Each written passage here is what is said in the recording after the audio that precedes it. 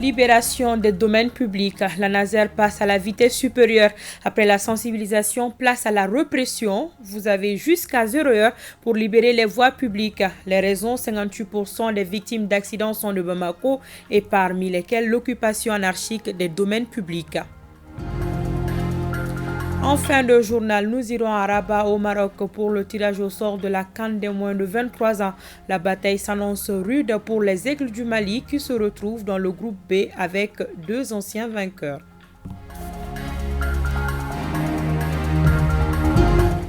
Merci de nous rester toujours fidèles. Bonjour et bienvenue à tous. Veuillez libérer la chaussée avant 72 heures. Si vous avez encore des affaires qui traînent sur la voie publique, alors ce message de la Naser s'adresse à vous. En ramassant ces affaires, vous éviterez les accidents de la circulation routière. Vous l'aurez compris, parmi les causes des accidents de la circulation à Bamako, l'occupation anarchique des voies publiques. La Naser vient d'entamer une opération de prospection pour la libération donc des domaines publics routiers. Au cours de cette sortie, plusieurs personnes ont été sensibilisés afin de libérer les voies publiques pour permettre aux véhicules de circuler tranquillement. Le reportage de Agibou Koulibaly et de Mbarakou Maïka. Cette opération de prospection de la Naser a un seul objectif, informer les riverains sur les inconvénients de l'occupation anarchique des voies publiques routières. Une initiative appréciée par les populations car elle permettra de minimiser les accidents de la route. Cette voiture est à réparer. Elle est garée et une partie se trouve sur la route. Mais nous attendons les propriétaires de la voiture. Nous l'avions dit, mais toujours pas de réponse. Cette sensibilisation de la Naser est à saluer. Effectivement, l'emprise du goudron ne fait pas partie des garages, ne fait pas partie des ateliers. On l'a dit plusieurs fois et donc nous soutenons cette action. Donc nous demandons à tous les artisans concernés par cette action, qui sont sur la voie publique, de libérer l'emprise des routes. Une chose est de dire aux artisans de libérer les voies, une autre chose est de dire aux plus hautes autorités de trouver les espaces pour les artisans pour recaser. Les autorités communales apprécient cette opération à sa juste valeur. Je remercie l'initiative de la Naser et encore demander plus de compréhension à la population parce qu'il ne sert à rien à occuper de façon illicite les voies publiques, sinon les voies adjacentes au marché. Par exemple, je prends un exemple sur le marché de Wolofopougou, où c'est un casse-tête. En cas de dérapage, on ne pourra pas compter même les morts. Nous avons estimé qu'il était nécessaire de faire d'abord une campagne de sensibilisation à l'endroit de ces commerçants détaillants qui occupent donc illégalement les domaines publics routiers, pour d'abord les expliquer les dangers liés donc à l'occupation anarchique des voies qui sont ouvertes à la circulation publique et les dire également que la route n'est pas un endroit propice au commerce. Donc la vocation de la route, c'est pour pouvoir faire de la circulation. Donc nous avons décidé avec la mairie et les services de la police nationale de faire cette mission de sensibilisation qui va s'étaler sur 72 heures. Non seulement à Bamako, mais dans certaines grandes villes du pays. Les populations ont donc 72 heures pour libérer les domaines publics routiers. Passé ce délai, les contrevenants seront sanctionnés par la réglementation en vigueur. Voilà, les 72 heures prendront fin ce soir à 0 heure. Le gouverneur de la région de Bougouni a rencontré ses directeurs régionaux pour échanger autour du contenu du projet de la nouvelle constitution de la République du Mali. L'objectif est de vulgariser le contenu du dit document. Le Bougouni, la correspondance de Abdul Karim Konaté. Cette rencontre d'échange avec les directeurs régionaux de Bougouni s'inscrit dans le cadre de la vulgarisation du projet de la nouvelle constitution de la République du Mali. Il s'agit là de rappeler les Maliens sur la nécessité de la révision de la constitution du 25 février 1992. Cet exercice vient à point nommé pour que tout le monde soit au même niveau d'information, partagé largement avec la population, étant donné que le droit est un art et une science. Un art parce qu'il doit répondre aux aspirations profondes du peuple auquel il s'applique. Il y avait des ambiguïtés qui ont été expliquées par plusieurs conférenciers, les directeurs régionaux aussi bien que le gouverneur de la région. Donc ça veut dire que tout est parfaitement bien passé. Au cours de cette rencontre, Une étude comparative a été faite sur les deux constitutions en mettant l'accent particulier sur l'importance du projet de la nouvelle constitution de la République du Mali. Le chef de l'exécutif régional de Bougouni s'est réjoui de la tenue de cette rencontre. L'objectif, c'est de partager avec eux le contenu du projet de constitution. Parce que comme on dit, une constitution qui est un acte fondamental doit répondre aux aspirations d'un peuple. Et aujourd'hui, à travers les assises, le peuple a décidé qu'il faut une révision constitutionnelle. Nous avons invité les responsables à Bougouni, en plus de véhiculer cet acte fondamental, également d'inviter les agents qui se trouvent à leur niveau de se faire enrouler et d'être prêts à aller récupérer les cartes déjà confectionnées. A rappeler que ce projet de la nouvelle constitution prévoit 13 langues du Mali officielles et que le français devient une langue de travail. Lancement de la 6e édition de la Semaine de l'étudiant de la Faculté de droit public de l'Université des sciences juridiques et politiques de Bamako. Le thème choisi porte sur la souveraineté nationale retrouvée, défis et perspectives dans le milieu scolaire et universitaire. Dans la dite faculté, des panels et des conférences et des sketchs. José Baba Aïdara pour plus de détails. Le comité AEM de la Faculté des droits publics de l'Université des sciences juridiques et politiques de Bamako, USJPB, initie sa traditionnelle semaine de l'étudiant. Le cours d'envoi de l'édition 2023 a été donné ce mercredi dans la cour de la dite faculté. Pendant 3 jours, les futurs cadres de l'administration judiciaire du Mali seront édifiés à travers des panels, des poésies et des sketchs sur le thème « La souveraineté nationale retrouvée au Mali, défis et perspectives dans le milieu scolaire et universitaire ». C'est une activité pédagogique, culturelle et socio-éducative que nous organisons chaque année. Cette semaine s'inscrit dans le cours normal de l'année académique.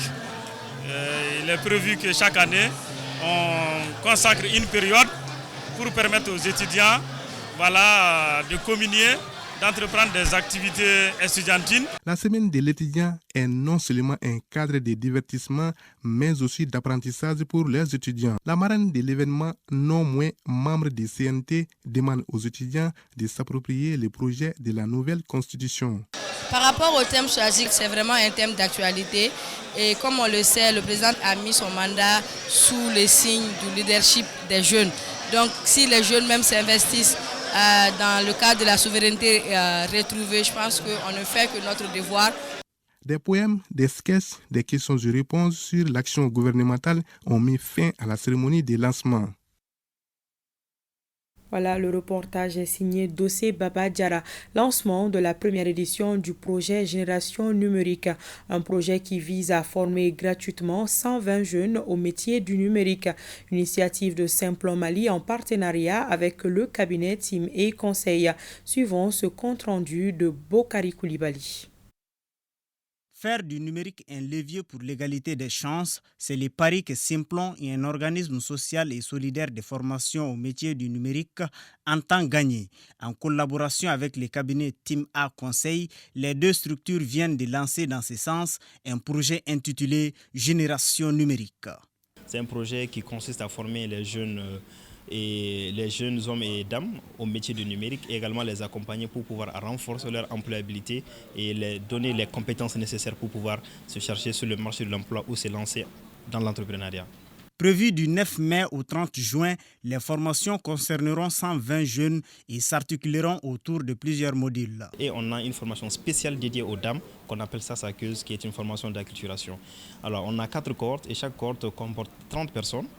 Et la première cohorte aura une formation en design concernant les logiciels de création graphique Photoshop et Illustrator. La deuxième cohorte aura une formation sur le community management. Et la troisième cohorte aura une formation sur la création des sites internet. Et la quatrième cohorte aura une formation sur l'analyse de données avec l'outil Power BI.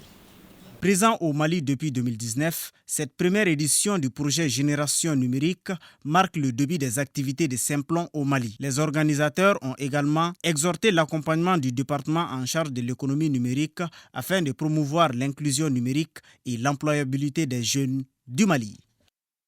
Les travaux de l'atelier de formation des experts nationaux sur l'outil IPCC ont démarré à Ségou, un logiciel d'inventaire du gaz à effet de serre qui devra permettre aux experts de faire de meilleurs rapportages dans leurs structures respectives, à savoir l'énergie, l'agriculture, la foresterie et les déchets. C'est une initiative de l'Agence de l'environnement et du développement durable avec l'appui du PNUD. Les précisions de Honoré Tchenou. L'outil IPCC 2006 est un logiciel permettant de faire l'inventaire des gaz à effet de serre. Il s'agit à travers cet atelier d'apprendre à la quarantaine d'experts nationaux à utiliser cet outil pour plus de transparence dans le traitement des données. C'est pourquoi nous avons estimé que pour un début, il faut essayer de former les cadres de notre pays et que vous serez les pionniers pour que vous puissiez à votre tour former d'autres cadres dans ces pays. 4 jours sont mis à profit pour renforcer la compréhension de ces experts sur les directives du IPCC 2006, les procédures de collecte et de saisie des données relatives au secteur de l'énergie, de l'agriculture, de la foresterie et des déchets, entre autres, choses qui contribuent à un rapportage fiable dans le cadre de la transparence. Cet appui est décerné à 27 pays francophones, dont le Mali. Et le Mali aussi fait partie des premiers pays qui ont bénéficié de l'appui du gouvernement belge sur la transparence climatique, qui va favoriser le rapportage de votre premier rapport BUR sur la transparence climatique, de votre premier rapport biennal actualisé, mais aussi de votre premier rapport sur les soutiens reçus, sur les soutiens requis. Et à travers l'élaboration de ces rapports, il est important aussi que les experts nationaux soient formés. L'atelier est organisé par l'Agence de l'environnement et du développement durable AEDD sur le budget Initiative Transparence du PNUD. Le SINACOM, un syndicat à l'UNTM, a initié une conférence de presse au siège de la DIS centrale. Le but de la rencontre est d'informer l'opinion nationale et internationale sur les licenciements abusifs des agents de la mine de Morila et le retard de paiement des salaires de certains agents. Le reportage de Adam Traoré. Les responsables du syndicat national des constructions civiles, des mines, de l'énergie et de l'eau, SINACOM, étaient face aux hommes des médias. C'est là à la faveur d'une conférence de presse. Selon les premiers responsables de SINACOM, la démarche s'inscrit dans le cadre du dialogue social. Nous croyons au dialogue social. Nous sommes en train de passer étape par étape. Après cette rencontre, un terrain d'entente pourra être trouvé pour la résolution de cette crise. Le respect des normes du travail, le harcèlement au milieu professionnel, la protection sociale, enjeux et perspectives, ce sont là les quelques thèmes débattus lors de la célébration de la fête du travail à Tombouctou. L'initiative est de la coordination régionale de la Confédération des travailleurs du Mali. Les explications de Al-Mustafa Traoré.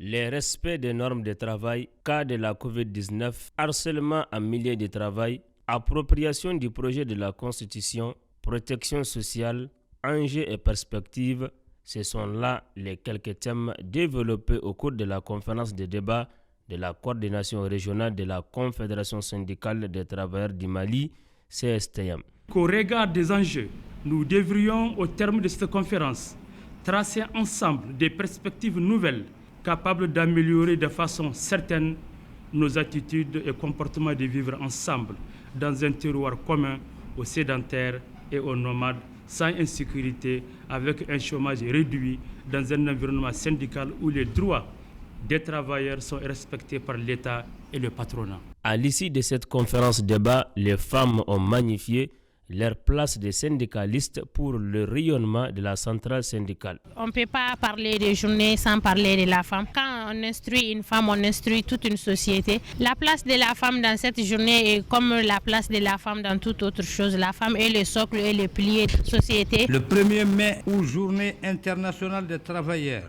ou encore journée internationale de lutte pour les droits des travailleurs, est une journée de lutte du mouvement ouvrier. Les échanges interactifs ont permis aux participants de mieux saisir les innovations majeures apportées dans les projets de constitution. Journée de soins gratuits pour les populations du cercle de Mena dans la région de Dioula. Initiative de l'association des ressortissants et sympathisants de Ndolodougou pour soulager les démunis. Une équipe sanitaire de 115 agents de santé, toutes spécialités confondues, ont mené cette activité salvatrice, nous dit Daniel Fomba. Cette troisième édition de la journée de soins gratuits à la population de Mena a enregistré un bilan positif de 124 personnes opérées gratuitement, 1420 consultations et des médicaments remis aux patients d'une valeur de 10 millions de nos francs. On a opéré une cinquantaine de hernies chez les enfants, une vingtaine d'hydrocèles chez les enfants. On a fait plus de 60 hernies chez l'adulte. Et jusqu'à présent, on continue à faire les chirurgies. Donc le pronostic, c'est d'aller vers 200 chirurgies. Ce geste auquel nous assistons aujourd'hui est très salutaire. Et il y a ces pathologies qui ont été prises en charge dont on ne pouvait pas les prendre en charge à Fana. Le directeur de cabinet du gouverneur de Dioula a salué le geste hautement religieux au nom des plus hautes autorités du pays. Je dois encore une fois de plus remercier les initiateurs. En tout cas, ceux qui ont pris l'initiative d'organiser ça, nous sommes à notre troisième édition. Mais remercier très sincèrement, au fond du cœur, en tout cas, les médecins, les infirmiers, les hommes de santé, les femmes de santé. Signalons qu'auparavant, une visite de courtoisie avait été rendue aux légitimités traditionnelles de la localité.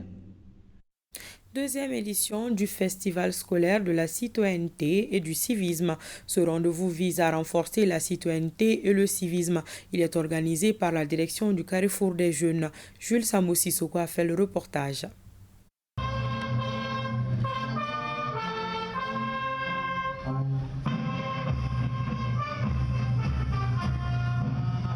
L'hymne national pour camper les décors de la deuxième édition du Festival scolaire de la citoyenneté et du civisme, FESCOCI. Il est organisé par le Carrefour des Jeunes de Bamako, soucieux de sensibiliser les jeunes à l'éducation aux valeurs. L'organisation du présent festival est plus que jamais une impérieuse nécessité. À un moment où nous assistons de plus en plus à une dégradation des mœurs à travers des comportements qui heurtent nos valeurs et normes sociétales. Le festival scolaire est un maillon de la grande chaîne de la politique nationale de construction citoyenne élaborée par le ministère en charge de la jeunesse, des sports, chargé de l'instruction civique et de la construction citoyenne. Le FESCOCI regroupe 15 centres d'animation pédagogique du district de Bamako qui vont compétir dans une saine émulation à travers plusieurs disciplines axées sur des thématiques légendaires de nos communautés. En initiant en 2020 la première édition du Festival scolaire de la citoyenneté et du civisme, FESCOCI, vous vous êtes fixé l'objectif d'apporter une contribution significative à la promotion de la jeunesse et de la construction citoyenne. La cérémonie d'ouverture a été marquée par des prestations artistiques qui annoncent les couleurs de 4 jours de festival au Carrefour des Jeunes de Bamako. Sport, football, tous les regards étaient braqués hier vers Rabat au Maroc pour le tirage au sort de la CAN des moins de 23 ans. Le Mali est dans le groupe B avec 2 anciens vainqueurs. La bataille s'annonce rude pour un billet qualificatif aux Jeux Olympiques de Paris 2024. La synthèse du tirage avec Siragatou Sissé.